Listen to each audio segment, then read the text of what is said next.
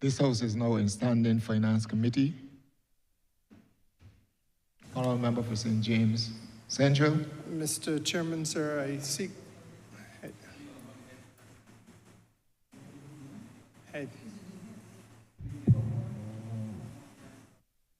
Head 32. Mr. Chairman, as Head 32 is the Ministry of Foreign Affairs and Foreign Trade, I seek your permission to have my staff join me in the well of the House. Honourable Member, be so permitted.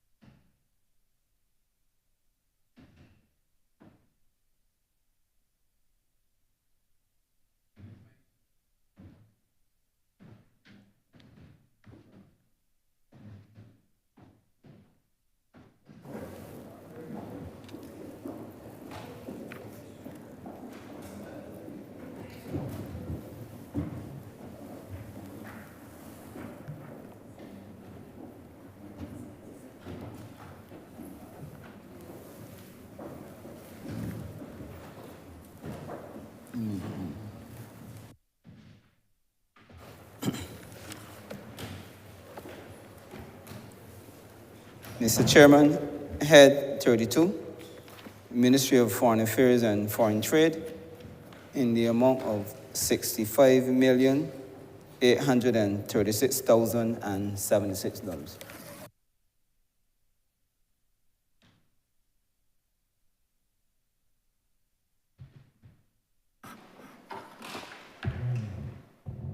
Honourable Minister, you may proceed with your opening remarks for 10 minutes. Thank you very much, Mr. Chairman. And Mr. Chairman, please permit me to do a couple of things at the outset, because as you would recognize, there had been a slightly different batting order, if you will, and circumstances beyond our control have caused us to make an amendment to that. So I am appearing before you at a time when I did not anticipate doing that. I want to begin, therefore, by indicating publicly to the Honourable Leader of the Opposition my sense of apology that this was done with very little notice to him. In fact, it was done with very little notice to me, just about a couple of hours.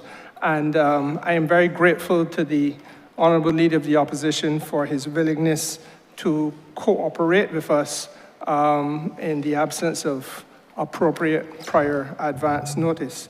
Equally, Mr. Chairman, I want to take the opportunity to introduce the members of staff from the Ministry of Foreign Affairs and Foreign Trade who are here with me, equally at short notice, because when they woke up this morning, and indeed up to lunchtime, they had no idea that they would be here today doing this. Permanent Secretary, Ms. Joyanne Skinner, to my left, and then to my right is the Director General of the Ministry, Ms. Donna Ford. Somewhere behind me, obviously I can't see, I have the Chief of Protocol, Risa Lane, Financial Controller, Ms. Sanji Jules, and then three senior Foreign Service officers, Mr. Tyrone Brathwaite, Dr. Ricardo Kelman, and Mr. Corey Archer, respectively. Our Chief Economist, Mr. Evans Agard, Senior Chief Economist, Mr. Dwayne Innes, and Manager of Information Systems, Andre Adams, and Foreign Service Officer, Joanna Ben Griffith.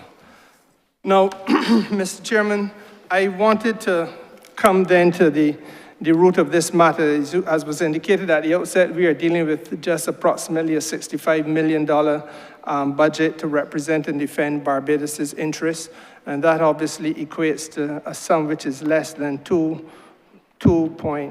2.5% of the total budget of the country.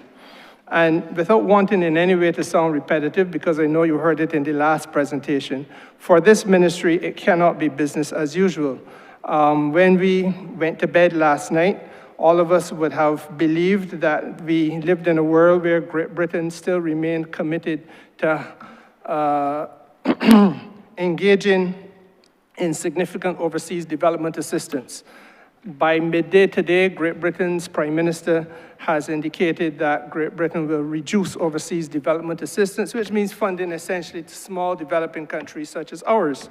In the US, aid a month ago was a thriving entity doing its best around the world to assist countries such as ours with development assistance and technical assistance of every kind imaginable. And today, 2,000 of the members of USAID have been fired and all of the rest have been sent on administrative leave until further notice. So that there has been a lightning fast change in what we understood to be our reality in terms of our relationship with the rest of the world. And there's a shift in the global political realities as a whole. Over the course of the last few months, 3 months or so, we would have seen the rise of the far right in the countries of Europe, Italy, Germany, France.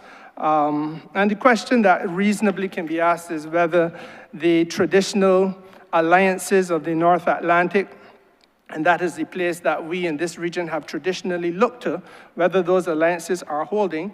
And if in fact they are not holding, then the question has to be asked, what is taking their place?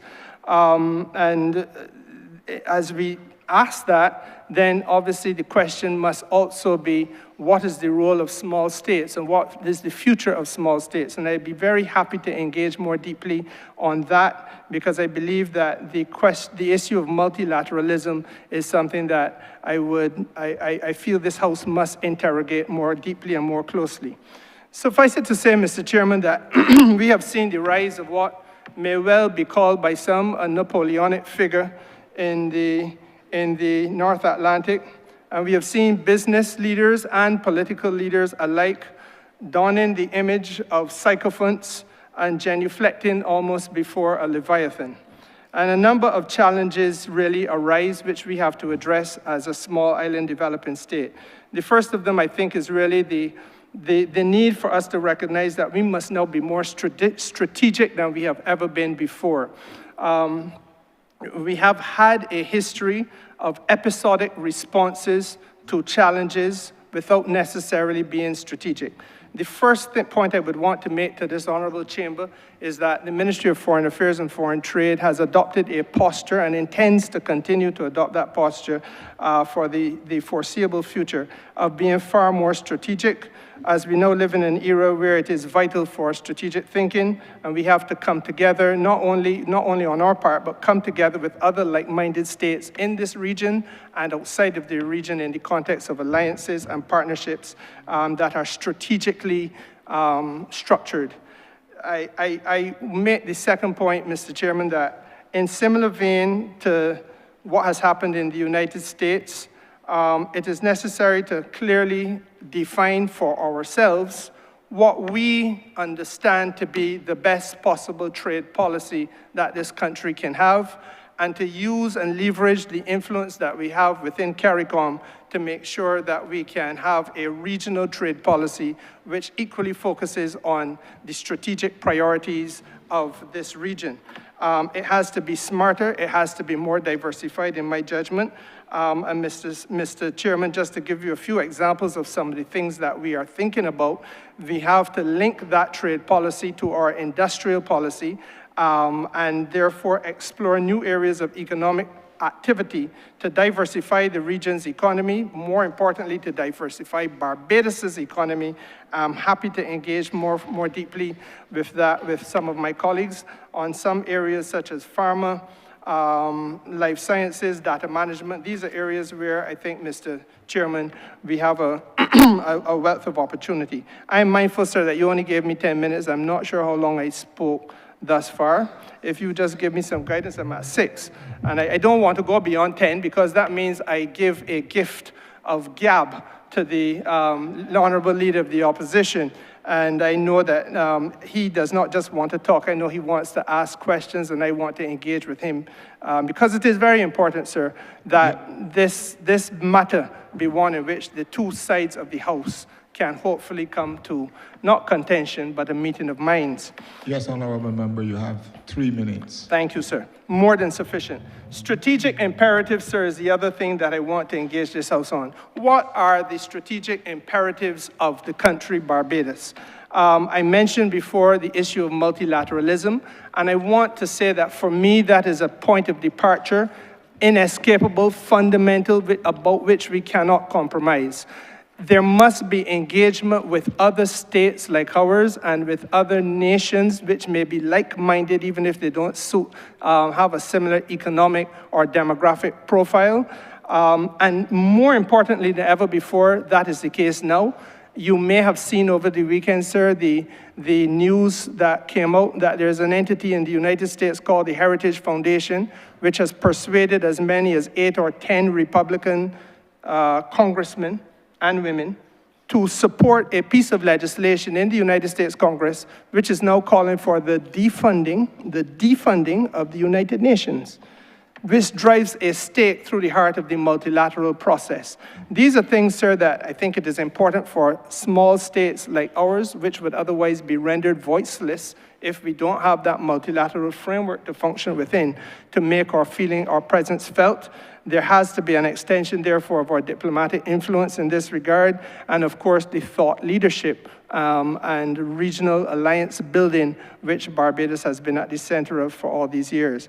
And last, but by no means least, sir, I think that we have to be very focused, again, as I mentioned, thought leadership, on the issue of how we confront existential threats. And we know them, because we have debated them in this House. We have debated climate financing. We have debated the question of climate justice. We have debated the future of the maritime space, the fishing industry, illegal, unregulated, unreported fishing, which is a matter near and dear to my friend, the Honourable Member for Christchurch West Central, public health governance, sir. We know the existential threats. And again, I am at the disposal of the House to have dialogue on these matters so that we could have a further illumination of the thoughts of at a policy level of the ministry. I'm obliged to you, Mr. Chairman. Thank you, Honourable Member. Mr. Chairman, I would like to take the opportunity to move that head 32 stand part. Thank you, Honourable Member, Honourable Minister, right on time. Honourable Leader of the Opposition. I'm obliged to you, Your Honor. Let me begin by saying that, Lord, my heart is not haughty, nor mine eyes lofty. Neither do I exercise myself in great matters or in things too high for me. I note the mood of the Honourable Member for St. James Central, and I have seen a more articulate, I have seen a more composed gentleman. Something brings my parliamentary colleague today to a new composure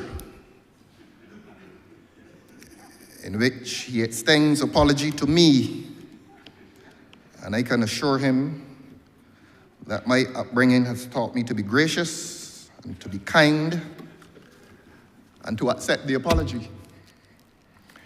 If he had apologized for the conduct of his colleagues yesterday, who several of them asked for me to be put out, to be shut up. Yes, it was said in here yesterday, put him out, put him out. If the apology extends to that, I too will accept that apology. I am not here in any triumphalist spirit. As I said, I began by quoting Psalm, I believe it's 131.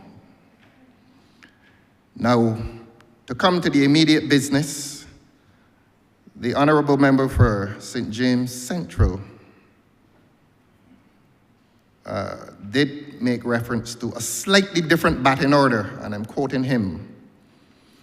And he was gracious enough to apologize to me. He called and asked me if I would agree to shift from the Ministry of Innovation, Science and Technology, I think that's the name of it, and to deal with foreign affairs at short notice. And I wouldn't say with no preparation, because we come here with knowledge. We don't come here and learn things while we sit here.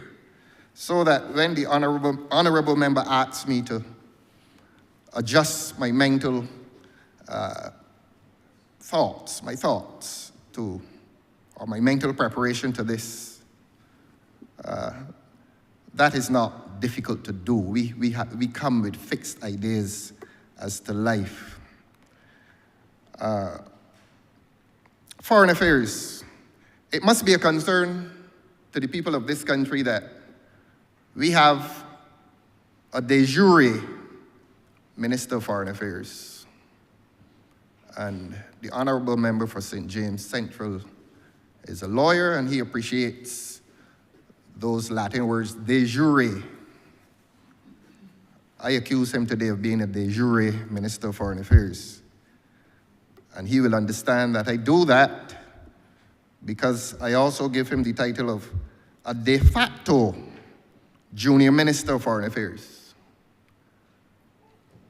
He's been taken around the globe to several capitals. In fact, the speech that usually the very articulate member made here today, he has not made a speech as lengthy as that in any of the capitals of the world to which he's been carried, like a baby in arms. Since the Prime Minister now seems to be the de facto Minister of Foreign Affairs, and we want to remind the Prime Minister of this country that the Ministry of Foreign Affairs is not an office to conduct a personal political crusade across the globe. That this country is seriously entitled to representation across the globe and in the capitals of this globe, representing and defending the genuine foreign affairs interests of this country. We have seen a degeneration of foreign affairs in this country to a personal political crusade. And we have people in Barbados conjecturing as to ambitions, as to personal ambitions across the globe at the expense of the genuine interests of this country.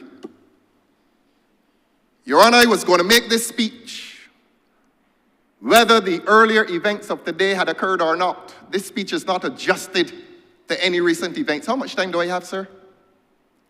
Another 7? You have 4 minutes. 4 minutes. Good, I'm halfway. So that the events of earlier today have not influenced what I came here today to say. That this country is in a perilous state.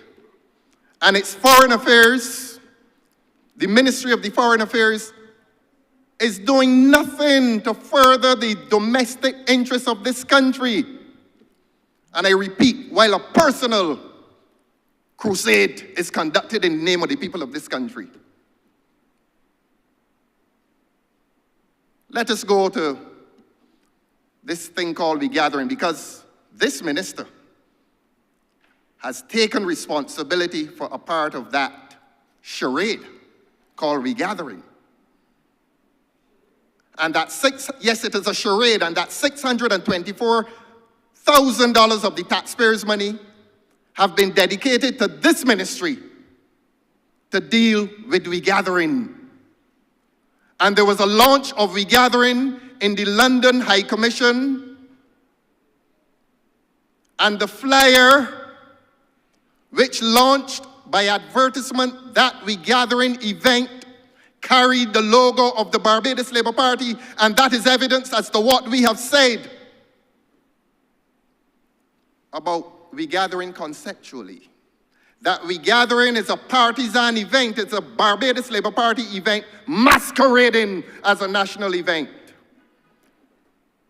And that is what is happening to foreign affairs in this country. So when it is not being used for a personal political crusade, it is being used to further the interests of the Barbados Labour Party in the name of the people of Barbados, and more importantly, in the money of the people of Barbados. This speech has nothing to do with the events of earlier today. I had this speech well in my mind. Well in my mind, sir. So that foreign affairs has now been reduced not only to personal ambitions, but to the enfranchisement of friends. We hear about a mission, a planned mission in Morocco, and I can tell you who will get the job. We hear of one along the east coast of Africa, Kenya. We hear of another one somewhere in the Middle East. All personal friendships, enfranchised expensively in the name of the people of Barbados and with the money of the people of Barbados. Our foreign affairs has degenerated into feathering the nest of friends. And if foreign affairs is to become serious in this country, it must abandon these global escapades and come right back to CARICOM. This country is suffering a food crisis. And we bring in food from all over the globe. And apart from bringing food from all over the globe, we bring a lot of pretty talk from all over the globe. We need our food from here in the Caribbean. We need to establish alliances among CARICOM. That's the most important feature of our foreign affairs right now. I can be challenged on that. And I have proposed previously, and I'm going to say it here in this Parliament, that this CARICOM, if it is to mean anything, that the prime ministers of this CARICOM must convene prime ministerial cabinet meetings once every 6 weeks around the capitals of this Caribbean. Because we had a conference here over the weekend.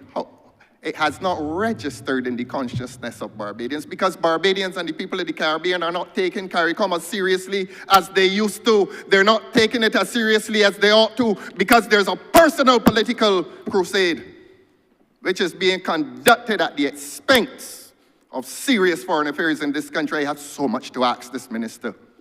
Honourable member, you will How get many? the One more opportunity minute, to sir? ask me. No, your time has expired. My time is up. So Yes. you give me one sentence, and I will be grateful. One sentence. You're very gracious, sir. So that we need to redefine our foreign affairs. We need to find once again the essence of our foreign affairs. We need to understand our relationship with the rest of the world. And most importantly, we need to redefine, reestablish, and understand our relationship with this CARICOM. Your Honor, I am obliged to you. Thank you.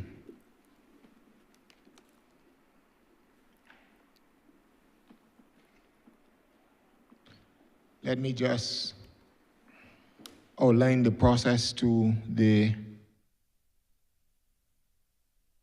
officers of the ministry, as I'm quite sure that those other honorable members of the House are quite aware of the process, as this is now our third head that we are discussing.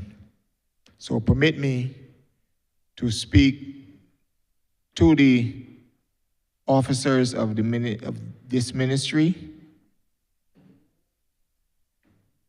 You are given 3 minutes to respond to a question as so directed by the Honourable Minister. The Minister has 5 minutes to respond to a question asked, or he may so direct to the officer within the ministry who has 3 minutes to respond to that question.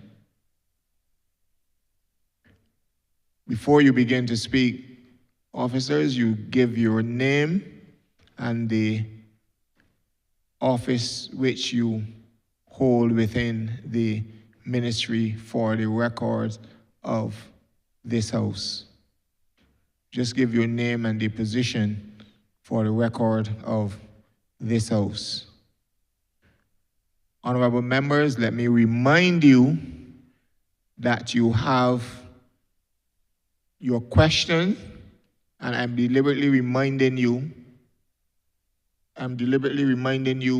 because I want you to definitely follow these instructions. You have your questions to the minister must not exceed 3 minutes. You can use that 3 minutes to make a statement or comments, and then that we shift to another member of the House. Or you ask a question, and then you would have,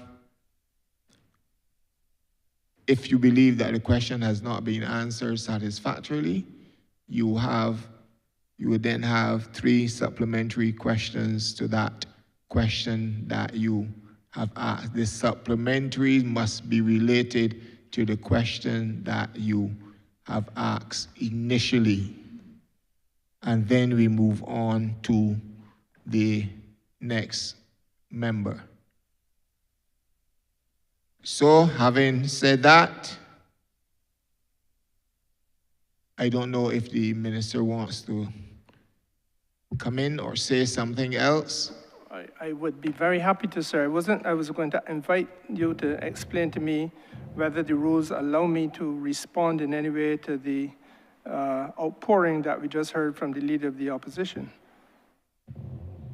During the course of your time in the well, you have ample of 5-minute opportunities to respond. But I can't respond directly. No. Okay. Thank you, sir. So we move to Honourable Member for Christchurch East. Mr. Chairman, thank you. I might be able to assist my friend in the well in some way because, like him, I was slightly confused at the apparent disjointed ramblings of the Honourable Leader of the Opposition. But I did manage to glean, if I sifted hard enough and searched hard enough for some sense to what was being said, that there was some question about the role of the new missions and about our diplomatic policy in terms of expanding our international footprint and brand recognition through missions and through new missions. So I don't know, Minister, if you would be able to explain what provisions are being made for new missions, what is the philosophy that is governing the establishment of these missions, and what do we hope to achieve by them. That might be a good starting point for you. And I think that somewhere in there, the Honourable Leader of the Opposition was trying to ask that. He didn't quite get there, but I think he was trying to get there. So if we can help him.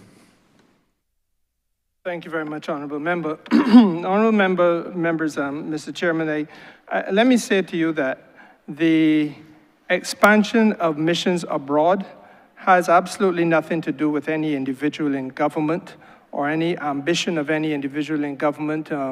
It really is about making sure that Barbados's diplomatic footprint is now felt around the world. Why do we wish to do that? We wish to do that for the simple reason that the entire ecosystem of foreign affairs has changed. When we were children, Mr. Chairman, you and I, when the leader of the opposition was a boy, he and I would have grown up in a Barbados where we could look to the United Kingdom, and that there was a sense in the United Kingdom of a feeling of some responsibility. Perhaps it was a moral shame about the slavery and colonial experience. I do not know, but there was a willingness to partner. I began this afternoon by making the point that Sir Keir Starmer, the Prime Minister of England, today has cut overseas development assistance. What does that mean? It means that we are forced even more to paddle our own canoe. we know from the last few weeks that that is also the case with the United States of America. So let us not use this place as an opportunity to peddle what is really a form of deeply unfortunate petulance about a relationship between individuals. Barbados is bigger than that. This is now about a situation where all of the developing countries of the world, of the South in particular, and more important for me, this island, Barbados, and by extension, the Caribbean region, is under a degree of threat because those alliances that we thought we could traditionally rest on and hold dear are disappearing beneath our feet. And so therefore, we go back to the question of missions abroad. We have to find the resources and make the commitment to have Barbados's interests and Barbados's voice represented overseas and defended and promoted overseas. So that, for example, Mr. Chairman, when we go to have a mission, we already have, so I think the leader of the opposition was misunderstanding what has happened. We have a mission in Kenya. We have one in Ghana. And it is through the mission in Kenya and Ghana that we have been able to build a relationship with the African Union.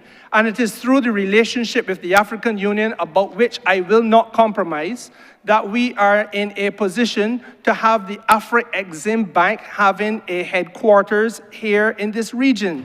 It is through that relationship with the Afro-Exim Bank that ordinary businesses in Barbados are now able to access development assistance, financing assistance, and sectors in this country, like our tourism sector, and our agriculture sector, are able to develop financing, or access financing assistance, and have a greater degree of opportunity for growth. This is what it is fundamentally about. And equally, Mr. Chairman, it is about creating more opportunities so that when, for example, we are able to have a closer knitting of our relationship with Africa, as we have through those two missions, or when, for example, we are able to have a closer knitting of our relationship with Latin America, as we have a mission that we opened in Brazil, and another one that we opened in Panama, we are able, Mr. Chairman, therefore, to have commercial relationships being established between ourselves and with those countries. Now, why is that important? It is important because Barbados has a one-country approach. And wherever we go, we are using our missions to promote our tourism product. We're using our missions to promote our industrial effort. We're using our missions, Mr. Chairman, to promote our culture. We're using our missions to promote Barbados as a whole. And quite frankly, sir, the fruits of that, again, can be seen in the relationship with Panama. It can be seen in the relationship with Brazil. So that we have now, when this government came to office, we were getting one flight a week from Copa out of Brazil directly, out of Panama directly. It is going around 4 days a week now, sir. That is tourism. The belly of the aircraft is being used to move products, sir. That is commerce and business. And that is what it is about. So that I thank the Honourable Member for the question, and I hope that I've been able to illuminate a little bit about why it is that we are trying to fend for ourselves and why we cannot repose ourselves in a state of complacency. I hope that forevermore hereafter, Barbados will be seen as Little England, and that some paternalistic white man overseas will look friendly, cast a friendly glance in our direction and give us a little bit of aid, because we are bigger and better than that. Thank you, Minister. Now, one of the things, in keeping with the missions and the reach, one of the things that is deeply concerning to me, especially myself having a portfolio for immigration, is the recent policy position of the U.S. in relation to immigration, deportations, all that sort of thing. As you rightly observed, there seems to be a rise of the far-right groupings in many countries. What does this mean for us? What does this mean for our immigration and migrational policies and any issues that might arise therefrom? I can tell you, people keep asking me, what are we going to do? What is immigration going to do about any deportees that the U.S. might come back? My concern, I mean, we have to take our citizens if our citizens are returned to us. My concern is the lack of information that is coming and the inability to know ahead of time who is being returned and under what circumstances. So, I mean, it's a bit of a heavy load. It's my responsibility once they land in Barbados, but unfortunately for you, it's your responsibility up to that point. So I'm just wondering what is in place with Foreign Affairs to manage this, and what is the policy position of Foreign Affairs? Thank you very much, Honourable Member. Honourable Member, I again go back to the importance of the missions abroad. In the United States of America, we obviously have an ambassador who is located in Washington, D.C. We equally have a mission in Florida, in Miami, and we also have a mission in New York. There's another ambassador in the United States of America who would be dealing primarily with UN-related matters. And we can speak about UN at another point. I won't go there now. In New York and in Miami, we have recently augmented the staff level by putting in place deputy consuls general. And the responsibility of the deputy consul general is directly related to relationships with the diaspora. And obviously your question is speaking to the Barbadian diaspora who are living in the United States but may not be documented, because those are the ones who would be sent or be eligible to be sent back here. Now, Mr. Chairman, the reality is that as a responsible government, we had to recognize that, as the Honourable Member has quite rightly said, we cannot control what the policy, immigration policy of a third state will be. But what we can do is to make sure that certain basic human rights and certain basic standards of treatment are accorded to Barbadian people wheresoever and whensoever that need arises. And so therefore, sir, I have reached out personally to the ambassador and indeed to Consul General in both Miami and New York. We've held meetings on repeat occasions. They have, as a result of that, been able to form a relationship with the ACLU, the American Civil Liberties Union, so that our staff up there are better equipped by way of consultation with ACLU to be able to identify and have working hands-on knowledge of what some of the regulatory and legal requirements are in any of the states which might be impacted, where we find that there are Barbadians who may be, as they so loosely use the term, taken up and deported. Now, sir, the concerns for us here at Capitol in Barbados are the welfare of Barbadian citizens. I wish with all my heart that every Barbadian who decided to emigrate to the United States did so in accordance with the best practices and requirements of law. But we all know that that is not the case.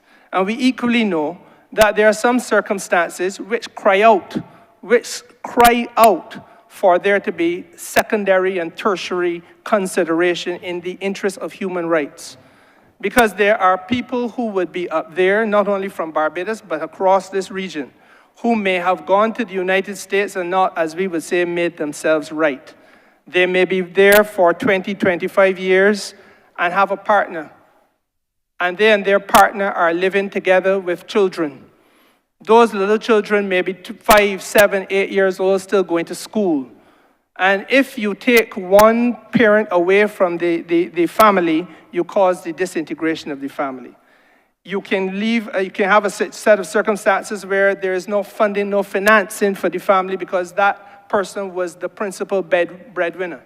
These are considerations where we feel it is a duty to speak with our colleagues in the United States so as to alert them to the circumstances which may be unintentional, which may be unwitting, but nonetheless are real. And that to say to them that there may be a better way for us to do these things. Now, if that fails, and it may, because I can give no guarantee, but if it fails, it will not be for want of effort. So the first point I want to make is that we have built, or are continuing to build out the relationship with the American Civil Liberties Union. The second point I want to make is that in protecting the interests of our diaspora, the Director General, myself, and the Permanent Secretary have had discussions with the Chargé d'Affaires of the United States of America here in Barbados. And we've made it clear that what we really would like to know is to have is advance notice. If you are going to send home 3, 4, 5, 50 Barbadians on a flight, we would want to know in advance who is coming. We would want to be able not only to receive them, but to be in a position where they can be re-assimilated into Barbadian society, which means that we need to know from whence these people have come. Are you sending home somebody who previously was a prisoner? And if so, what was the crime that that person committed? Because if it was a nonviolent offender, then that's a slightly different thing to if it was a person who has committed several armed robberies or murder or something of that nature.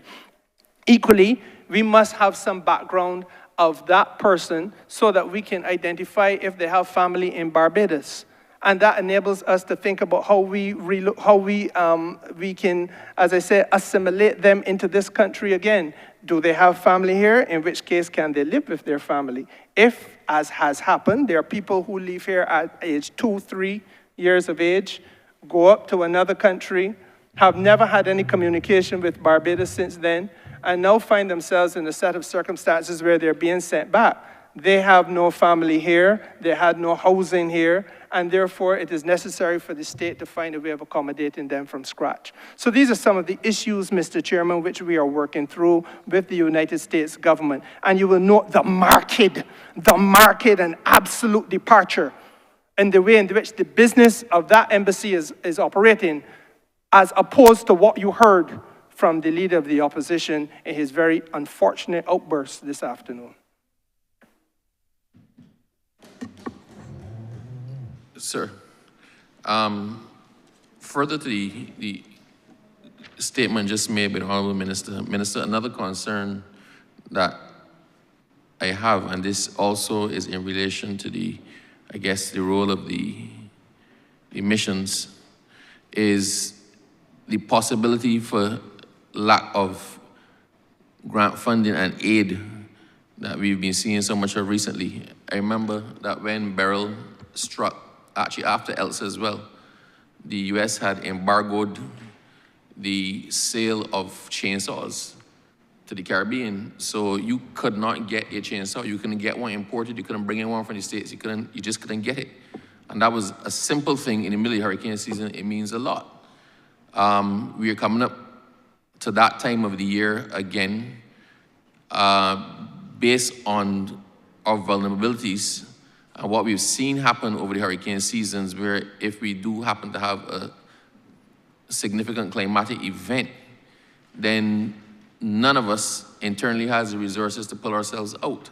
So I'm just wondering, how are we positioning ourselves? What is being done through your ministry to secure for us a guarantee of assistance, especially in relation to aid and the climate crisis?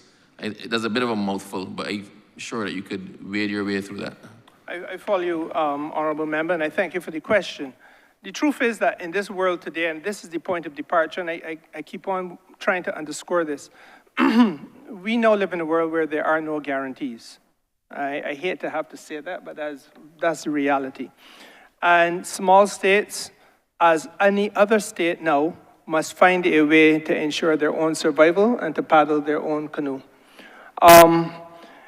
There is no doubt, and I will invite the Director General to share with you some of the areas where we have relied upon the type of assistance that you are talking about, and quite frankly, where that assistance is now at least theoretically compromised. But let me say to you that again, it comes back to the need for us to be in the capitals of other countries, and for us to broaden, as I said, Barbados's diplomatic footprint, so that Barbados's voice can be heard in other parts of the world, which I concede perhaps are not traditional for us, but are equally essential for us if it is that we want to conduct this country's business properly. So that, for example, because of some of the climate-related issues that you talk about, we have had discussions with Saudi Arabia And because we are fortunate now to have an embassy in the United Arab Emirates, it is easier for us to relate to the countries of the Middle East in particular, because that which they have had to live through as a lived experience from the very beginning of their time, the excessive heat, the dryness, the drought, etc., things which we are now having to adjust to and adjust rapidly, they have established best practices. And therefore, they're able to lend us the technical assistance and in some cases, the capacity building for us to be able to walk that journey too. I will invite the Director General to share with you some of the areas where we have are recognizing that we will be perhaps vulnerable as a result of the policies of the North Atlantic, and then how we will use our missions in order to try to replace that reliance that we traditionally had by way of building out new partnerships with other people.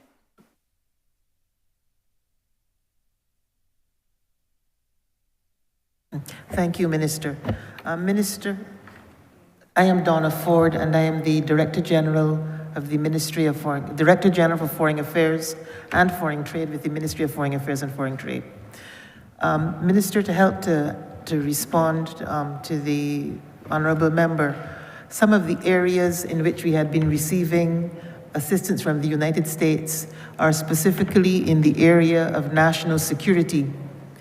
The United States, through a combination of the U.S. Coast Guard maritime engineers and Army communications experts, conduct quarterly technical assistance visits to the Barbados Coast Guard team.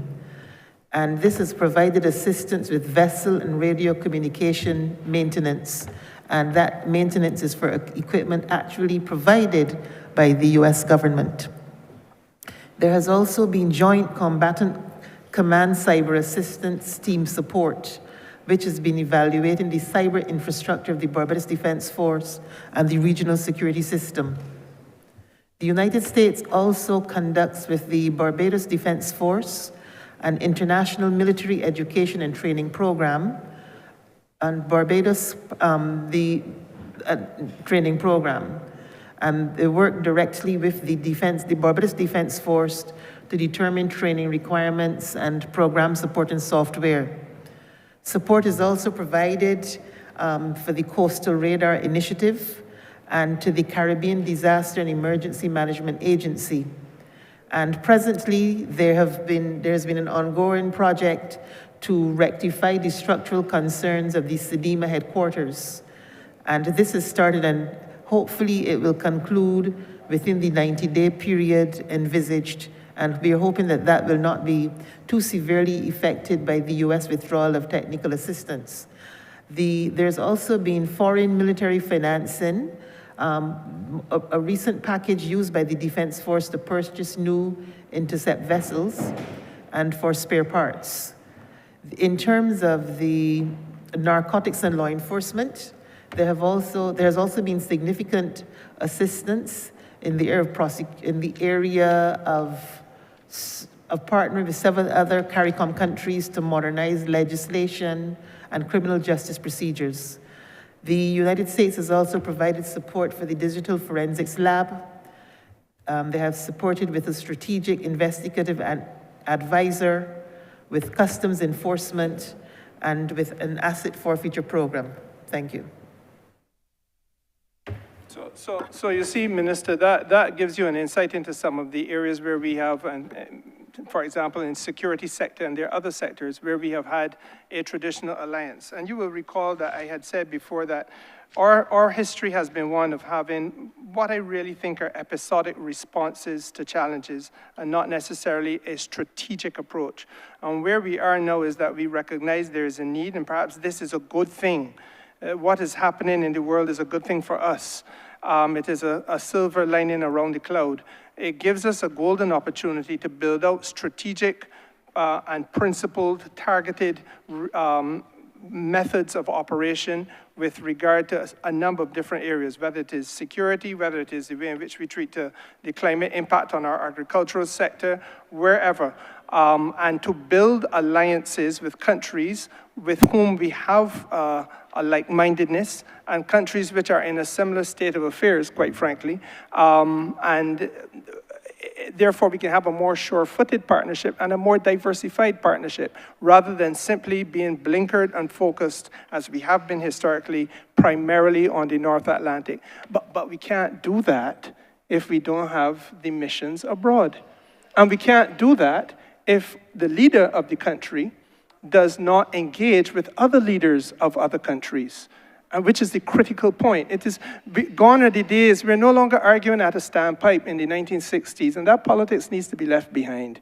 We need to understand that the leader of a country must be able to engage with colleagues and to share concerns at that table, at that level, and together then articulate a way forward in the common interests. And we are building alliances with people with whom we have common interests, but for years we had no relationship. It begins with relationships and discussion. Minister, thank you very much for your lucid and enlightening elaborations. I am definitely enlightened, and I hope others in the chambers are so enlightened as well. Mr. Chairman, I thank you. Thank you, Honourable Member. Honourable Member for St. James South. Thank you so much, Chair. I'm glad to have the opportunity to ask some questions, because I've recognized that across the country there is a general absence of understanding of what our foreign affairs is about and how foreign affairs helps us to fulfill the mandates in our various ministries. And therefore the work of the Foreign Affairs and Foreign Trade divisions are not well known and understood, but they are felt when you succeed in what ministries are able to do as a result of building the relationships first and building the collaboration and initiatives that come out of those relationships. I think one of the things that is not well understood by the general public is that during the Cold War, the big developed countries of the North had good reason to support us with grants and loans and equipment and technical assistance because of the fear of our becoming communists. But with the retreat of communism off the stage as a threat to capitalism, a lot of the relationships then changed, and we saw it in the way in which they conducted foreign policy towards us, where they no longer support us with grants and loans and technical assistance in the same way. As a matter of fact, it has deteriorated to the point that if you need table and chairs for your children to sit at to eat breakfast, lunch, and dinner, they will tell you that they can't provide the table and chairs, but they'll give you a tablecloth if you get the table. And this has been a problem for us. And henceforth, Barbados had to change, and then we now have to look for money and loans to be able to provide these things in a sensible way.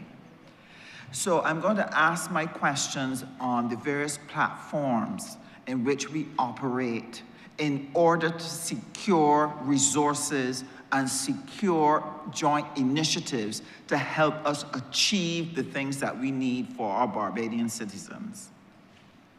In the multilateral arena, we are members of the WTO, we are members of the OACP, and we have been connected, we are part of the grouping with UNCTAD. There are a number of agreements that come from out of these platforms that your team has been working assiduously on. And we are varying stages of completing those agreements, and benefits have started to flow from some of them. I would like to ask if you could share, for the benefit of the chamber, the honorable member, of the opposition leader, and for the country, share what are some of those agreements and the benefits to us. Thank you, Minister. Minister, the multilateral first of all, let me say the multilateral system, in the event that I didn't say it before, I want to take the opportunity to say now, is really an opportunity for small states like ours to have a voice where otherwise we would have none. It is, for me, voice for the voiceless. It is an empowering opportunity. At the WTO, you raised that specifically. We just were the leaders among the, when I say leaders, we are among the first countries to be able to sign on to an agreement on illegal and unreported fishing. Why is it significant to us? It is significant to us because, again, we're not just voiceless because we're small. Very often we're economically powerless as well. And we don't have large fleets in terms of navies and Coast Guard vessels and that type of thing. So the bare minimum is what we have, and that's what we have to contend with. But we have more maritime space. We have 425 times the terrestrial or land space as our maritime space. And it's virtually impossible for us alone to police it. But what we have to do, therefore, is to build alliances with countries who will be in a better capacity to assist in the policing, and equally to help put in place regulatory frameworks so that when vessels from Asia, as we know happens, and I'm not going to identify any particular country here, but when vessels from Asia come into our waters with 5-mile-long drift nets, and they scrape up everything that the 5-mile net can catch, and therefore young fish, baby fish, alongside the adults are harvested together. All of the biodiversity along the ocean floor is scraped up and carried along. These are some of the things that essentially rape and rob. It is essential, therefore, for our mission, and I go back to the role of missions. The mission in Geneva plays a major role in the engagements in this matter, and it is through the work of that mission that we were able to be among the very first to be signatories to the WTO agreement on illegal, unreported, and unregulated fisheries. The question of ensuring that subsidies are not indiscriminately used in a manner then that makes competition unfair, and that would render our products, as we try to get into other markets, uncompetitive. That is also an agreement which has come out of that WTO framework that enables our business people and their products to be able to access markets in a fairer and more competitive way. Again, I feel that one of the things that is not an agreement, one of the things where our voice has been heard and where we have been fortunate that people take note of the moral, and this is the strength of a small state sometimes, if you can speak with moral integrity. And this is where Barbados is recognized. I sense that this is a source of angst for some in the opposition who see it as embellishment of one individual. But if you are an intellectual thought leader globally, it is a good thing for the country from which you come. And let us face facts. The Prime Minister of Barbados is an intellectual thought leader globally, and globally respected for that. Now you take a position at the WTO where we say to them, frankly, how is it that you can expect to have an entity, which is a global entity, resolving disputes, but there is no dispute resolution body? So that the work that we are doing in order to frame agreements and get people to the table to work, large countries working with small, quite frankly, can be cast aside, as we have seen done in the North Atlantic, by one individual acting almost like a Leviathan and saying, I am not interested in that. I am going to arbitrarily apply tariffs in the way that I feel and for the purpose that I feel. And what the WTO was established to achieve was the exact opposite, to regulate that and to wrestle that tendency, which is really the law of the jungle, that the strongest among us will survive and the weakest and the poorest among us will die. And that is not a world that we as Barbadians can afford to want to live in. And that is the reason why we do the things that we do, Minister, in so many different capitals with so many different missions, because that is the only way to make Barbados' presence felt and Barbados' values shared. And it is those values are really the principles now that become some of the guardrails that cause countries with a conscience to be able to say, hold on, maybe this is going the wrong way, and maybe too many people, and we have become the voice of those people. Too many millions of people, quite frankly, can be compromised if we don't try to do this business in a better way. And that's what it is about.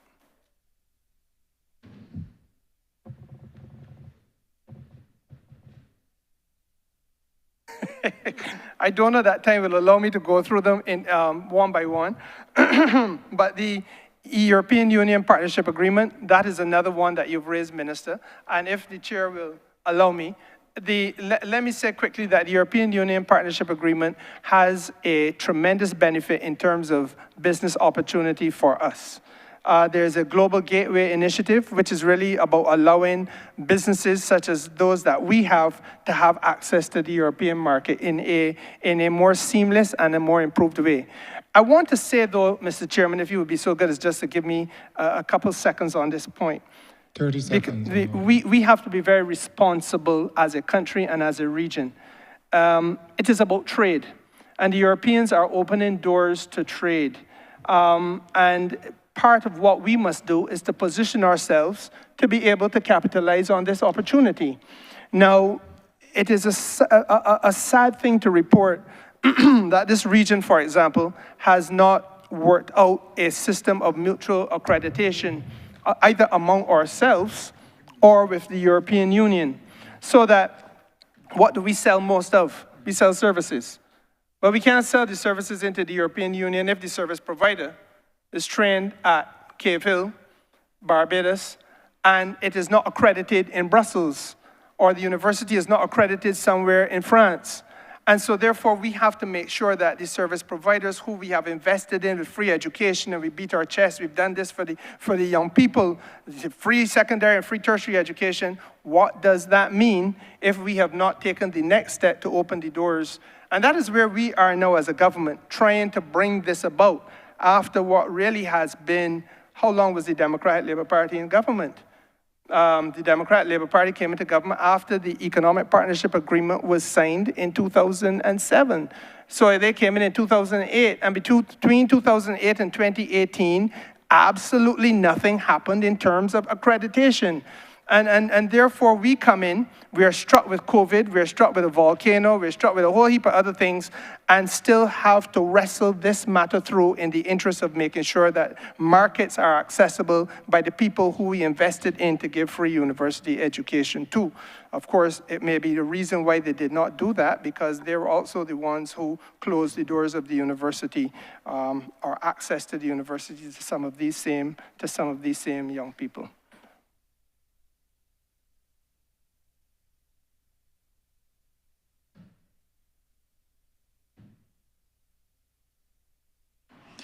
Thank you very much. The second area of our multilateral engagement comes through our relationship with CARICOM and the Latin American space, the LAC that we are part of, the ACS, and they themselves have had relationships with the European Union through CELAC. And these have provided opportunities for us to engage Latin American countries that we would not normally have engagements with.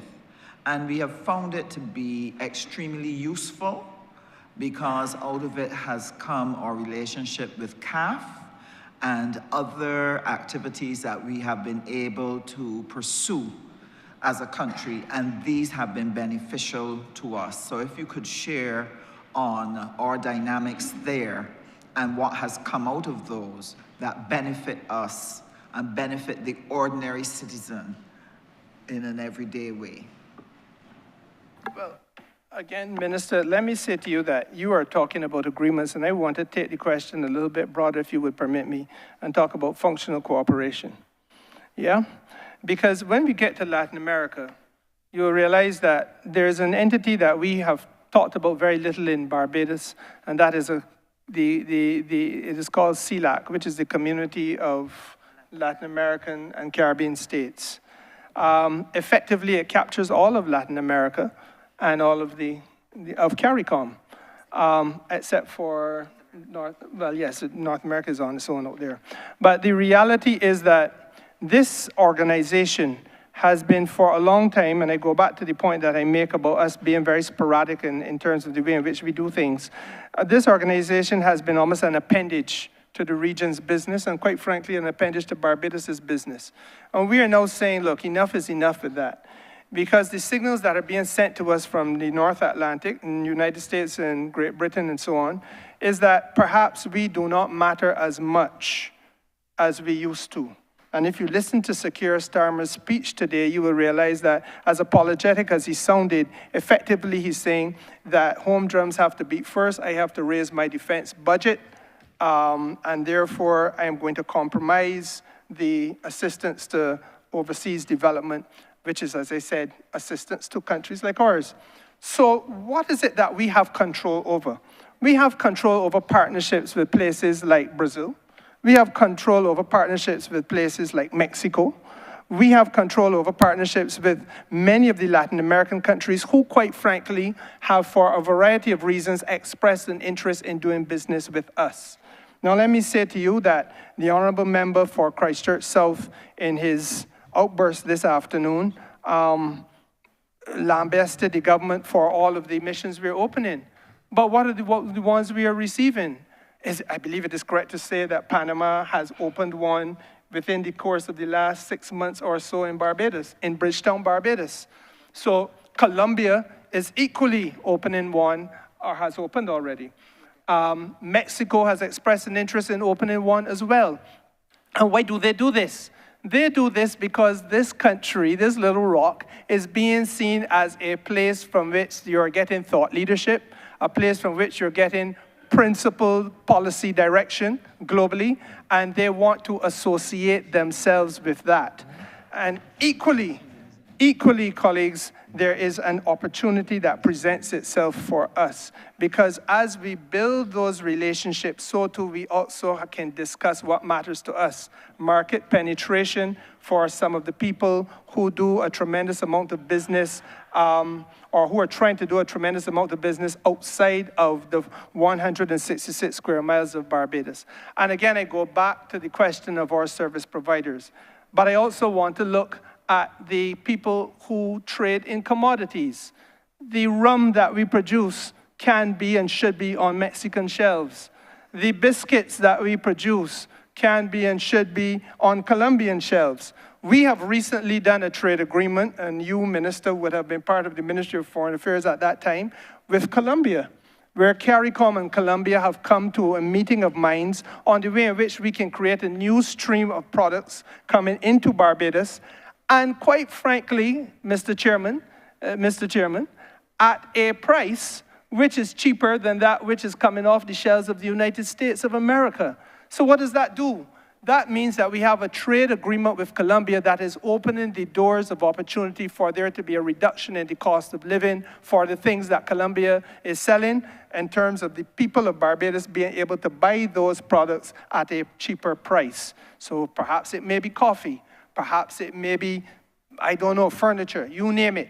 But the point is that we now have an opportunity which didn't exist before because of the nature of the trade agreement that we have been able to establish with Colombia, which, again, could not have been effected in the way that it was without the partnership that we got from our mission in Panama. And again, I want this chamber to recognize the specious nature of the argument, because it is clear that in every case, the missions abroad are working with a view to ensuring that Barbadians get opportunities either economically or opportunities commercially to do the things that we want to do and to extend Barbados' interests and influence in other countries as we go forward. Thank you very much. Thank you for sharing what are some of the key things that we need to get from out of these broader relationships. I find that it's not perfectly understood. I myself recognize, for example, that we had wanted to expand our black belly sheep, which comes out of Ministry of Agriculture, but you had to negotiate the Brazilian link by having the ambassador there. And as a matter of fact, for the benefit of the chamber and the country, some of our black belly sheep leather was sent to Land, which is a Brazilian brand. And they made an excellent pair of shoes and a handbag that really is at a designer quality level, really a beautiful pair. And these are some of the things that we can do. I also know when we had our crisis with animal feed and the rising costs, that immediately we were able to go to a number of the CARICOM countries and other countries, and they started to grow the ingredients that we need. But that could only happen because you would have built that relationship. Now, CARICOM has been a linchpin and is part of our arsenal to be able to build relationships and improve the trade relationships.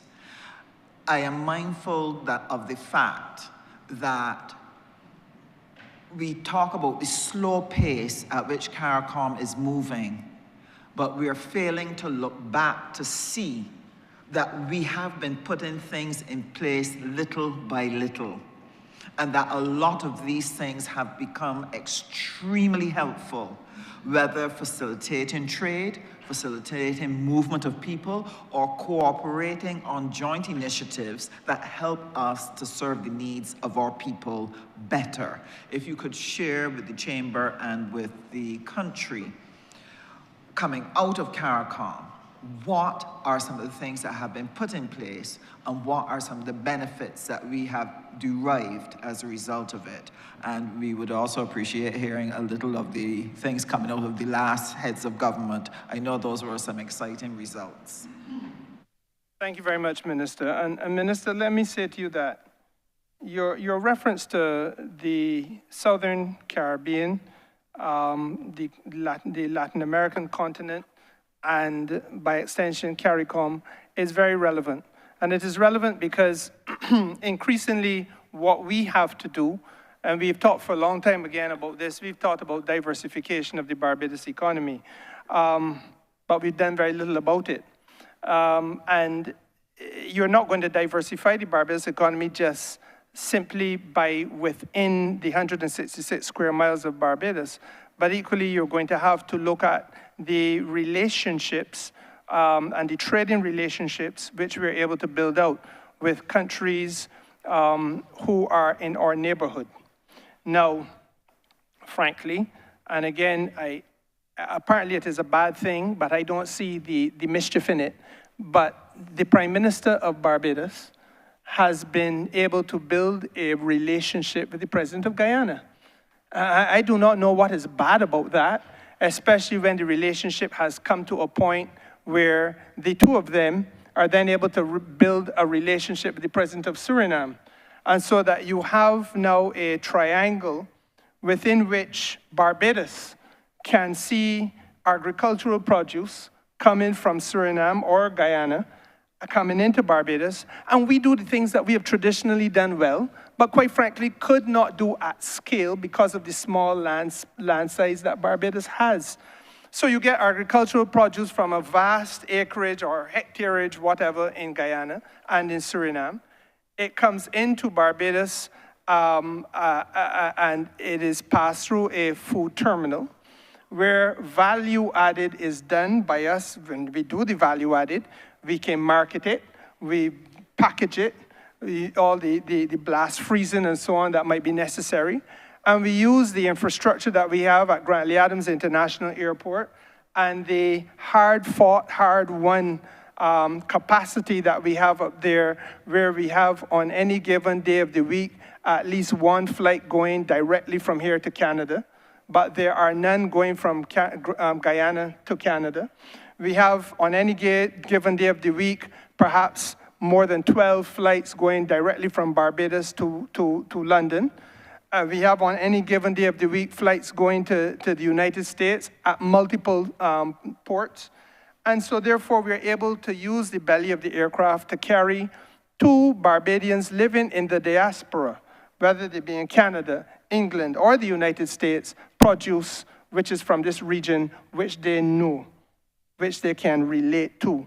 The yams, the cassava, the edders, the plantain, etc., etc. No, honorable member, I do not see the mischief in that. But it begins, once again, with heads of government not staying in capital, but being willing to move and meet together and discuss how you can forge these new economic partnerships and alliances that help us to diversify away from the traditional and historically structured reliance on the North Atlantic. But what is the other advantage, you might ask? The other advantage is that it reduces our food import bill. And that is where CARICOM has come into play, because CARICOM had as an ambition to reduce the food import bill by 25% by the year 2025. And in large measure, we have made great strides. It has now been extended to the year 2030 in order to incorporate a number of other ambitions. But the fact of the matter is that we can, for the first time, see a meaningful agricultural and industrial policy coming out of CARICOM. Equally, honorable member, you asked about one of the other successes. I would have to tell you that I think the happiest one for me is the free movement. And now we know that by the 31st of March this year, countries will be in a position where they all will facilitate any individual member state that wants to go forward on free movement with the liberty to do so. And again, we know our situation. We know our shortage of skills. Right now, as I speak to you, the embassy, the much maligned embassy in Kenya, is working on our behalf, or on the behalf of the people of Barbados, with the Ethiopian government to assist us in identifying, in obtaining certain skill sets which we are short of here. People who have specialties in engineering, people who have specialties in some of the other professions where we are short of here. Similarly, in Ghana, we have seen already that we've obtained nurses from Ghana as a result of that. And there's a cohort here now, I believe, of over 200 working in Barbados. Through the embassy in Ghana, much maligned in this chamber, and the ingratitude is such that it would burst your breast, because I do not understand how these things can be happening, and the embassies are maligned for it. Equally, I would want to say to you, honorable member, that look, even as we try to build those relationships that enable us to get to the skill sets, that bring in the skill sets that we need, and we understand that the country is short on some of the required skills, growth is not going to be possible if we don't have that type of collaboration. Interestingly, there are those who seem to think that we should continue to be looking to the North Atlantic. In the North Atlantic, it is now impossible for Africans to get a transit visa to get to Barbados. But if there's a country that is willing to assist us in Africa, then it is necessary for us to go to Africa, build that relationship, and be able to bring people here directly, which is what we did. The last cohort of nurses flew directly from Ghana to Barbados. Let me say, Mr. Chairman, in closing, that today, the Secretary of State of the United States of America served notice on all of us, that those of us who have relationships with the medical practitioners, whether it be nurses or doctors, whoever in Cuba, and are going to have them working in your country, will no longer be able to have access to US visas. That is the climate within which we now function. And so therefore, it is vitally important that as strangleholds are applied on areas and to countries with whom we have been able to build partnerships, that we ensure we have a menu of options at our disposal. Because it is only through that menu of options in this increasingly hostile global environment that we as a government are able to keep the heads of the people of Barbados above water, Honourable Member. And that is why I will not resile from the position that I have taken. It is a certain amount of sorrow I feel that the Honourable Member, who is the Leader of the Opposition, does not share the progressive views of this government on these matters. I want to sincerely thank you, Honourable Member. I know that the travel has been extremely demanding on you and the team and on the Prime Minister, but I've always understood that in foreign affairs and foreign trade, if you are not sitting at the table, then you will be put on the menu and people will eat you for lunch. You have to be there to dialogue, to discuss, to advocate, to defend yourself.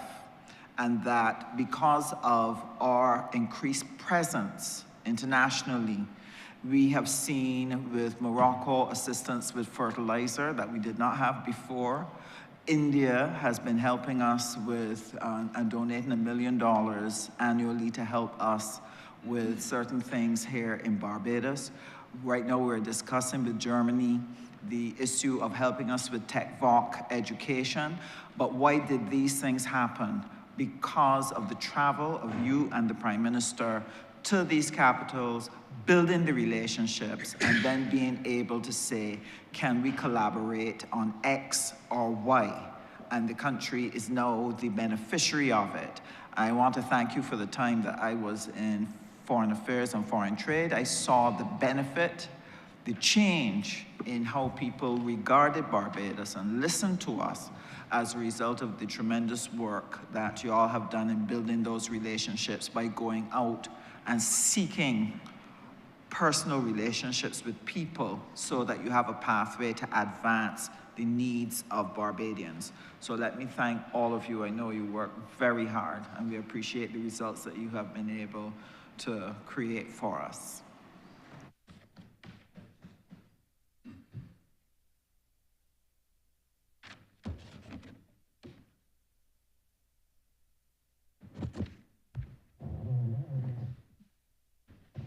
Honourable Member for St. Michael South. Thank you, Chair. I want to begin by commending the Minister on his presentation and thus far and for the work that he has done on behalf of the country. Mr. Chair, I had the opportunity to serve at Global Affairs Canada for a few years.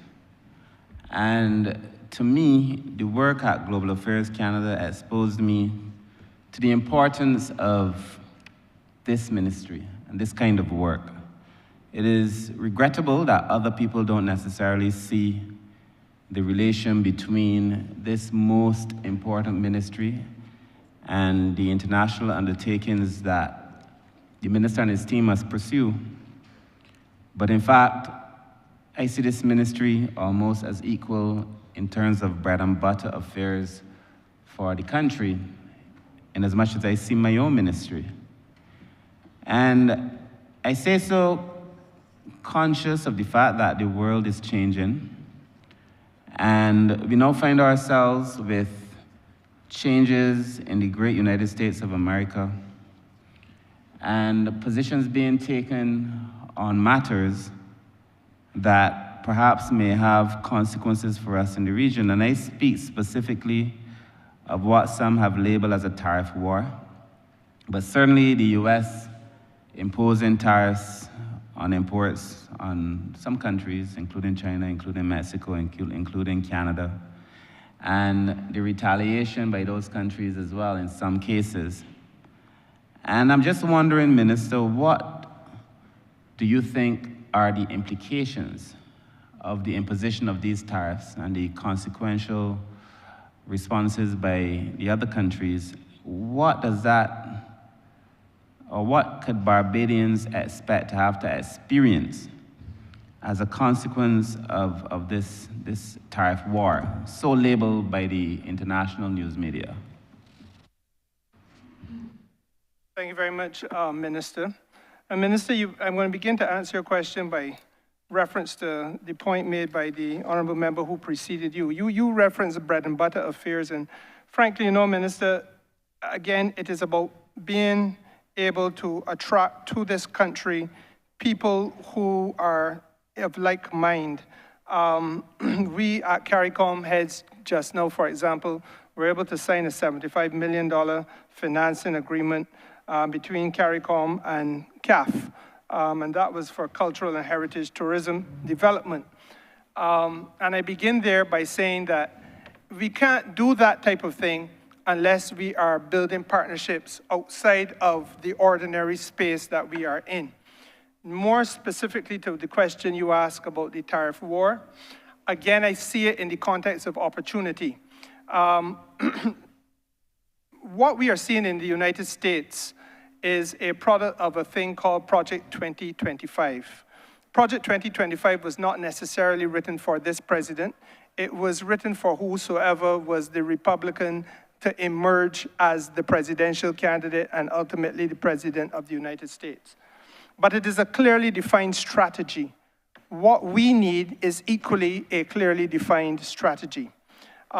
With respect to trade with the North Atlantic, I said here, I believe it may have been last year or year before, that there's a certain lethargy, and perhaps I shouldn't use that word, maybe I should say a complacency, that had crept into the way in which administration of these matters took place over the last, let us say, 15 years or so. And it is something that must, in my judgment, be wrestled to the ground. You are very familiar with Canada, Minister. The Canadian government gifted to CARICOM a thing called CaribCan.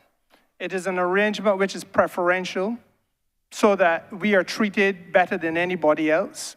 It is not consistent with the World Trade Organization rules, so that it is entirely at the whim, fancy, and discretion of a Canadian Prime Minister, whosoever he or she may be, to say, I am going to go to the WTO and I'm going to seek a waiver to roll over market access for you good people in the Caribbean so that you can access our market on preferential terms. And while that may have worked in the 1970s and 80s, I want to suggest that it is most imperfect for us if we are looking at life beyond 2025. And that is an example of where we need to try to flesh out a substantive trade agreement with Canada. In my judgment, that could be partial scope in nature so that we focus primarily on the strengths that we have as a country, and that is the sale of our services. I believe you've heard me on this point before, Minister. I feel strongly that we have sold services across the Caribbean. Construction businesses in Barbados, there are some that have functioned in almost every country of the Caribbean. There are insurance companies in Barbados that replicate their business entirely across the Caribbean. They are, even in the food and beverage sector, there are restaurants that are to be found in other parts of the Caribbean. And so therefore, I think it is important for us to recognize that we do have a competitive advantage in services and that we should try to get into larger markets and facilitate the growth of our service providers by getting them into those markets. Is it an easy task? It certainly is not. But are others in this region doing it? Yes, they are. The Trinidadians are doing a partial scope agreement as we speak. I believe it is with oh gosh, who is it? No, it's not. Oh, the country is beating me. But Trinidad is working on one as we speak, and Belize is working on one as well. And they're doing it with Latin American countries. And I believe that the thinking behind these agreements, as far as those countries are concerned, is identical to what we have. What are our strengths? Let us identify them. And if we can work out those strengths, then without prejudice to any other CARICOM country's interest, first of all, can we access this market on terms that allow for our people to get an advantage? And I think that that is where our thinking should be. Now, had we done that with the United States of America, quite frankly, because we were gifted a relationship by Ronald Reagan, just around the same time as Caribbean, and the relationship by Ronald Reagan that we were given is almost identical to the one in Caribbean, where you are going to have a few items that are allowed to get preferential access into the US market at the discretion of the United States Senate and Congress.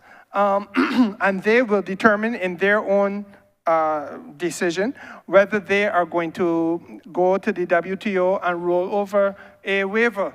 And the truth is that the taste of the pudding now is going to be in the eating, because in September of this year, the United States of America will have to make a decision as to whether or not market access for Barbadian goods is going to be continued. Now, where did we fail? We failed by not going to them and saying, look, it's time for us to put on our big boy pants. And we want to have a market access agreement with you that goes beyond just your discretion. We believe that we can supply to the United States services. We believe that we have successfully sold services into this region in CARICOM, and that our service providers, whosoever they may be, are competitive. Sagicor functions in the United States of America. Sagicor is Barbadian born and bred. Don't ask me to accept that Sagicor is a failure, because it is doing more business up there than it has ever done before in the world. So therefore, if we have but one example, can there not be more? And that is the conversation that I think we failed to have, and that we should have had, and we must now have. And Honourable Member, if I could be even more pointed in answering this question on tariffs, I see it also as an opportunity in the sense that if we are nimble, we benefit. When the Canadian Prime Minister, perhaps in a fit of angst, I don't know, indicated to his citizens that the way in which he was being treated by the President of the United States was offensive, and that he felt that Canadians should rally behind him and not import alcohol from the United States of America, it created an opportunity for Barbados rum in Canada. When he said, don't take your vacation in the United States of America, it in effect creates an opportunity for Barbados tourism with Canada. And we have to see these things, read the headline, and be nimble enough by the morning after you read the headline to be able to have a plan put together that you can capitalize on the opportunity that now presents itself, because this is the world in which we now live in. The only certainty is that there is going to be uncertainty.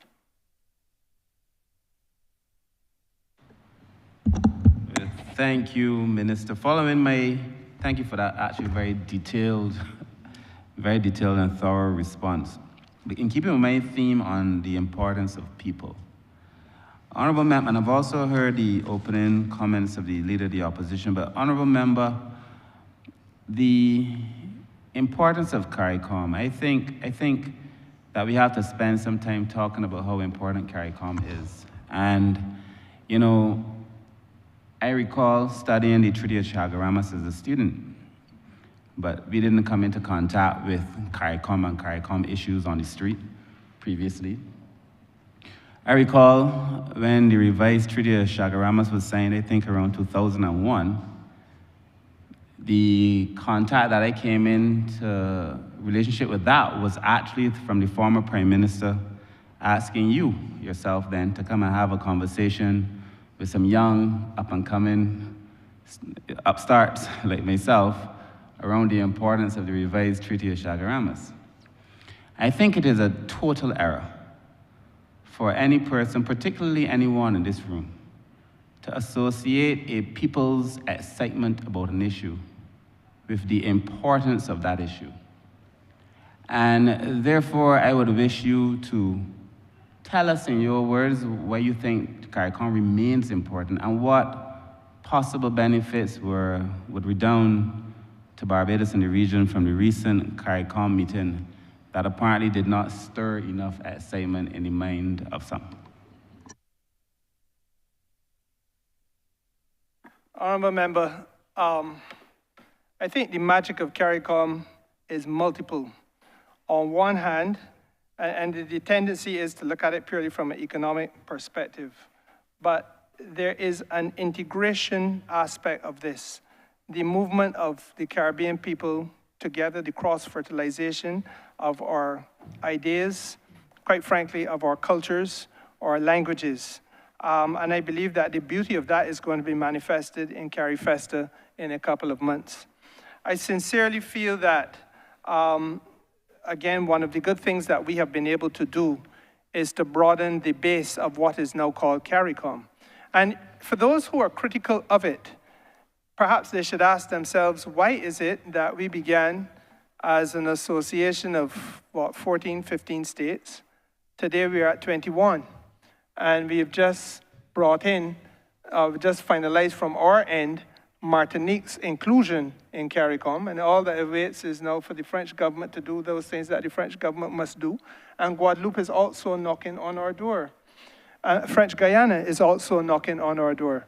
So it suggests to me that while there are critics in the crowd, and there will always be, I suppose, there are obviously a number of countries out there who see some benefit to being part of this association. Now, what does the association do? You have a common external tariff so that the goods that are produced inside of that common external tariff, the countries of CARICOM, are able to trade with each other against a protective tariff wall that allows for external goods that would otherwise come in and swamp us and destroy our small or fledgling or developing businesses, that they now must be rendered less competitive against our own goods. And that is an important thing because it allows for a tariff to do what a tariff really is intended to do, ensure that there is the opportunity for developing business to develop. There's also the fact that CARICOM has done is part of a best practice or recognized global best practice, where disadvantaged countries and disadvantaged regions and disadvantaged sectors within countries are able to get a special and different type of treatment because of the fact that they are facing circumstances which are difficult, which are perhaps injurious economically, and basically, as the Prime Minister says, sometimes you need a little fiscal space, a little elbow room. And that is one of the good things about this region and the arrangements that we have within the region. Honourable Member, if I had to go further, I would say to you that perhaps some of the advantages in CARICOM is in what it is seen to be but has not yet become. And you know, there was an ambition at one point to have a parliament in the same way that the Europeans have their parliament. And that the function of that parliament was to be able to bring to bear at high level some scrutiny and some interrogation of the challenges that are facing us collectively as small states, and to try to carve out collective solutions. Now, we failed to do that so that the voice of our members of parliament are not necessarily heard in CARICOM in the way in which it was envisaged, but it is something that we can still achieve. And quite frankly, it is something that, in my judgment, we should strive to achieve. Equally, if I was sitting where the leader of the opposition now sits, I would go back to the days when it was contemplated that there be a meeting at regular intervals between the region's leaders of opposition, so that there can be some continuity to CARICOM and some common understanding of what it is about. Because what we heard today is perhaps the best evidence that is available of the dearth of understanding about what CARICOM is really intended to be. I don't wish to use the word ignorance, Honourable Member. I wish to say a dearth of understanding. Do not put words or seek to put anything else in my mouth. And I feel that that dearth of understanding can be bridged if it is that we have, at an institutional level, that type of interface between leaders of the opposition. And frankly, It takes us to a better level of governance because of the fact that you have an interface then between what those in opposition would seek to have implemented, and quite frankly, where there may be a limitation of perspective, as happens from time to time in government, you are given a fresher and a different perspective and a different lens through which to see the development of the region. And last, but by no means least, there's an aspect of this that speaks to the development of our young people. And then this is going to be found in the revised treaty. But I think that this is really the spirit of the region. The functional cooperation that we have, where we share best practices. Which is the country that has the best cancer treatment policy?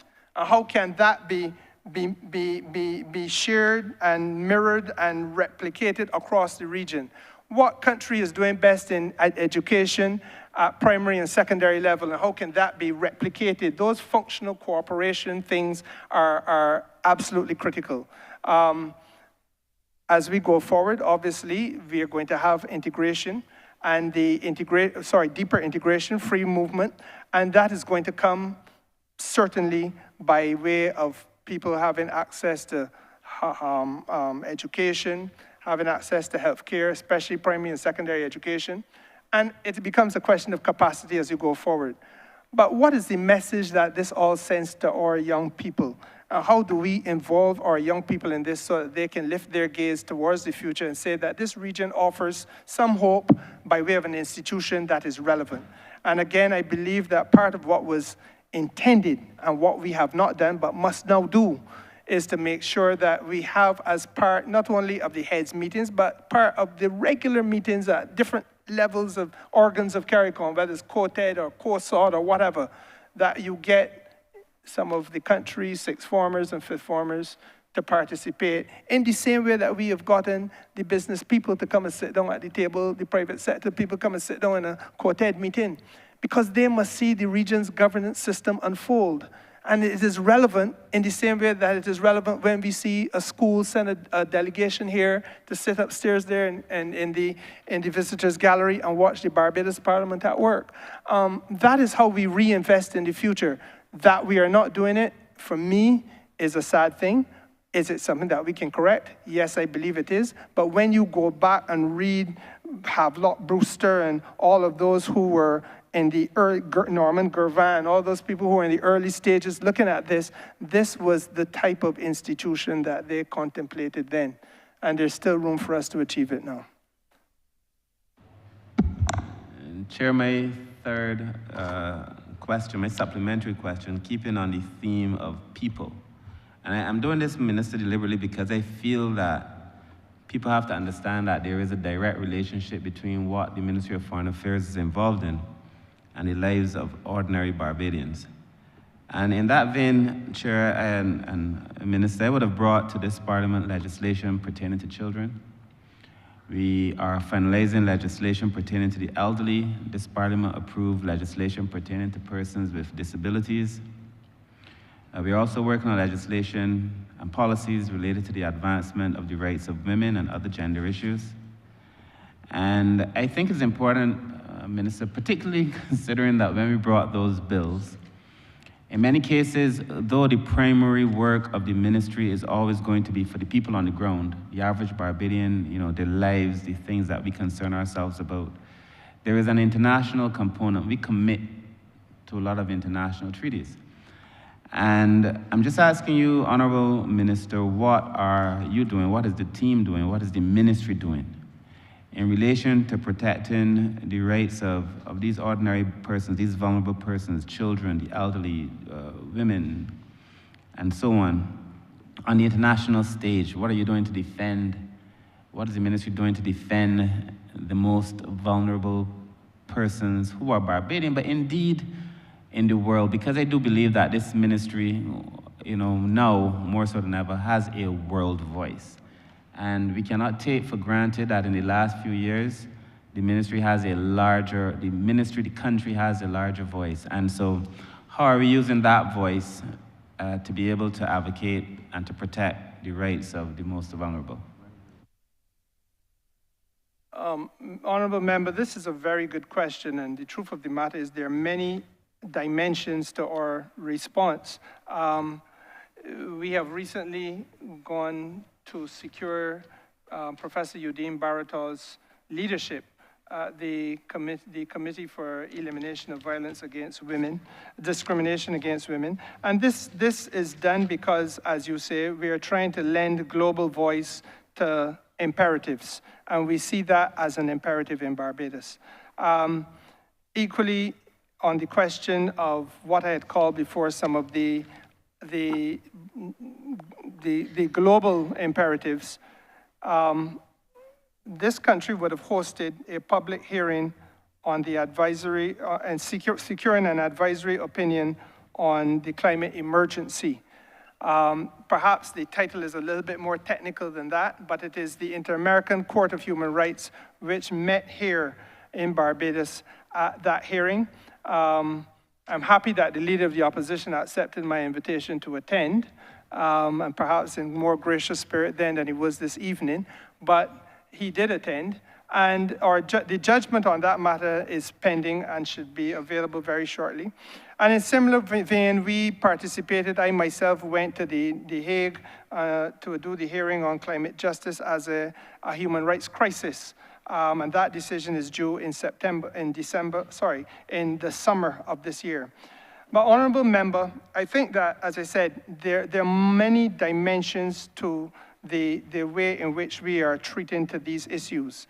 Perhaps the most important is the effort to build out in this country, and I've recently taken the paper to Cabinet and secured Cabinet's blessing to go forward, a Paris Principles compliant national human rights institution and an accompanying mechanism for ensuring the implementation of human rights in Barbados. Now, again, I think we have been very flippant in this country about human rights and the way in which you treat to human rights. And it is important that leadership is given to this matter.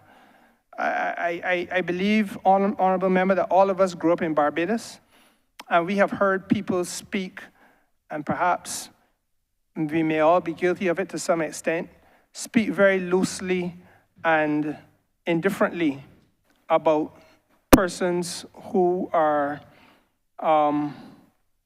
disabled, differently abled, speak very loosely about same-sex gender relationships. And there are those who today will defy you as to whether that is a matter of human rights. But the fact of the matter is that globally, this is how it is seen. And we have to take strong positions. I have said in this place before, and I will say now, it is not, none of us have an entitlement to cherry pick which human right we are going to support and which human right we are not going to support. And one form of discrimination is as vulgar and distasteful as any other form of discrimination against another human being. And we are all shaped in a crucible where we came through a racist and classist society to have emerged to the point where Barbados is now. Not that all the racism dead, or that all the class distinctions and so on are dead, but the fact is we have gone through that crucible as a country. So it is very important in my judgment that we have a national human rights institution that can give thought leadership and direction on some of these issues, and to ensure that we educate, first of all, Barbadians about the importance of us being able to live better together as a people, and to share that type of approach to life with the rest of this region, and by extension, the rest of this world. Exceptionally important now that we are living in a time where there are those in other parts of the world who treat very indifferently to matters of diversity, matters of equity, and matters of inclusion. And we have to make sure then that there is a voice that stabilizes. And you asked before what it is that small states can do. That is one of the things that small states can do. We may not have the diplomacy of military might, but we have the diplomacy of influence. Now, the Paris Principles compliant national human rights entity is something that I will ask one of my senior foreign service officers to elaborate on. But let me say to you that by Paris Principles compliant, I want to say this for the record of the House. We're talking about an entity that must be established either under the Constitution of Barbados or under primary law such as an Act of Parliament.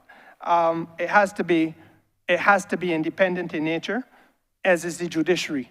So it must have formal and functional independence. And equally, it has to be autonomous in terms of its funding, so that the funding for the institution must be guaranteed and that it cannot be at the whim or fancy of anybody, Prime Minister or otherwise, to pull that. And obviously, if this Prime Minister currently has presided over the passage through Cabinet, then it has the imprimatur and blessing of this Prime Minister. But I do not know that if there was a change of government, who would succeed her. And we have seen rampant chaos being displayed by others, of whom only one is represented in this Parliament. And in such an environment, grotesque as it is important to make sure that the institution be protected from that type of unseemly practice and behavior. Equally, there must be an annual reporting to Parliament, and there must be freedom to address any human rights issue. That is what we're talking about when we talk about the Paris Principles. They conceptualize that type of approach, where an institution is free to function, it is financially backed, it is independent in nature, and it can say, I want to address the issue of discrimination against homosexuals in Barbados. And perhaps now is the time for us to start to have these candid discussions with our people. And this is where the thought leadership must come about, because for a long time we have been content to sweep types of discrimination under the rug. An honourable member, I congratulate you again, because you were the minister who piloted the bill here, or the bills rather, that have so successfully placed into a new tier of our democracy the rights of the disabled in this country during the course of the last couple of months. So that basically, Minister, is where we're at. And I would invite Mr. Tyrone Brathwaite, if he can elaborate further on where we want to go with the National Human Rights Institution.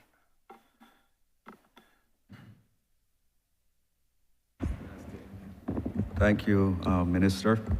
My name is Tyrone Brathwaite. I'm Senior Foreign Service Officer, currently overseeing the Human Rights and Multilateral Relations Desk at the Foreign Ministry.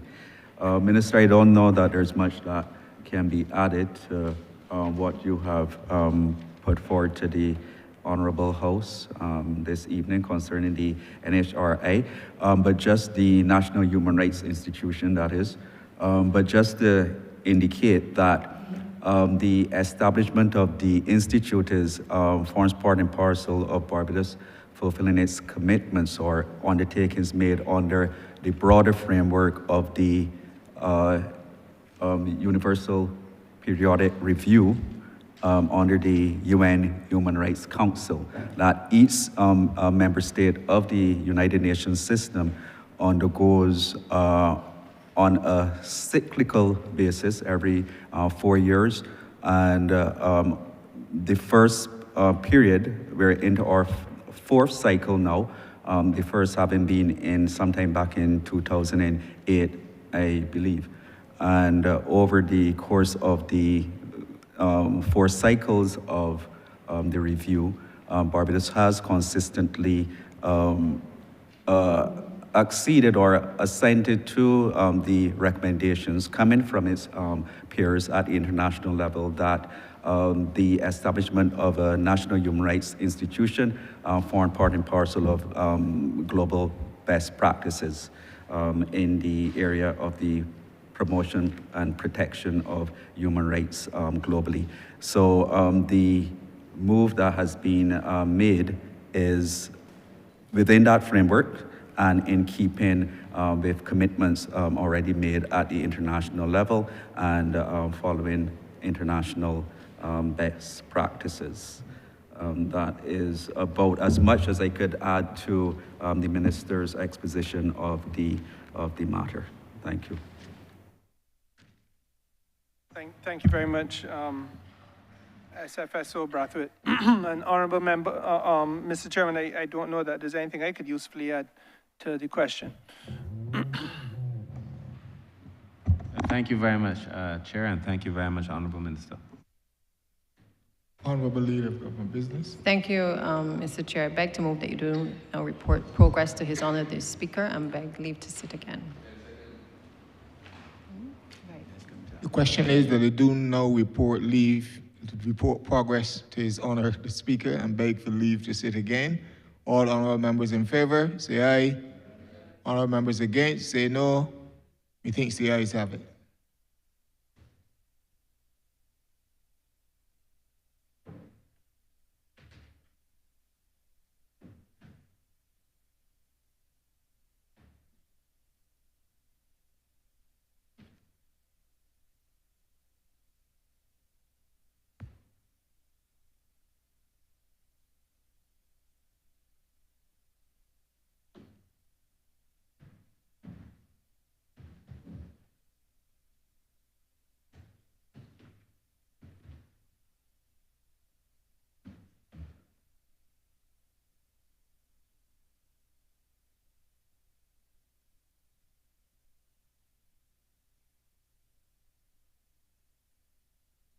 The chairman has reported progress and requests leave to sit again. Honourable Leader of Government Business. Thank you, Mr. Speaker. I beg to move the suspension of the House until Friday, the 25th of February at 10. Friday, the 25th of February. Sorry. Friday, the 28th of February at 9:30 a.m. The question is that this Honourable Chairman be suspended until Friday, the 20th day of February at 9:30 a.m. All those honourable members in favour, please say aye. Those against, please say no. Meeting the ayes have it. This Honourable Chairman stands suspended until Friday, the 20th day of February, 2025 at 9:30 a.m.